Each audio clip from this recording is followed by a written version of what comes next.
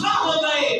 جس نے قرآن مجید کی بے حرمتی کی ہے وہ اس صدی میں ہو یا سابقہ دور میں ہو، جس دور کے اندر بھی ہو، ان کا نام نہیں رہتا، ان کا کام نہیں رہتا، سدا بہار حسن نہیں رہتا، سدا بہار حکومت نہیں رہتی، سدا بہار زندگیاں نہیں رہتی. دل کا ایام نداولھا بین الناس، دن گردش کرتے ہیں، کبھی اچھے دن کبھی برے دن، یہ دن بدلتے رہتے ہیں. ابھی آ گئے ہیں زوال کے اندر، اچھائی کی امید رکھو، اچھائی میں بھی آئیں گے.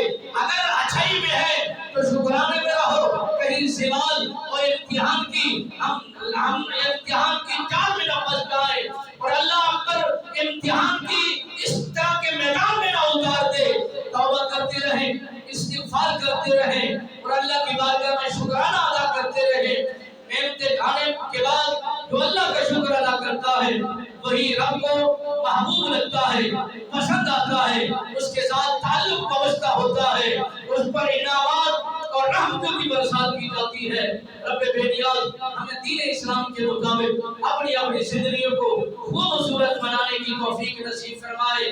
جو غدار آئے مٹ گئے، جو آئیں گے بھول جائیں گے، جو کام کرتے رہیں گے نسلیں ختم ہوتی رہیں گی. آپ پریشان نہ ہوا کریں، یہ اسلام کی حفاظت کرنے والا خود خدا ہے.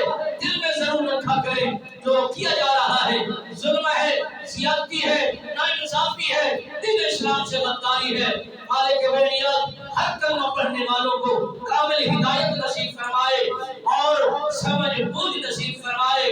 اور جو دنیا میں افراتفری پھیلتی چلی جا رہی ہے، رب بینیات ہماری حکمرانوں کو بھی غیرت عطا فرمائے اور جو اس میں لوگوں کو اس طرف راغب کرنے پر مجبور ہیں، رب بینیات ان کی ذہن کو، ان کے دماغوں کو کھولنے کی توفیق نصیب فرمائے.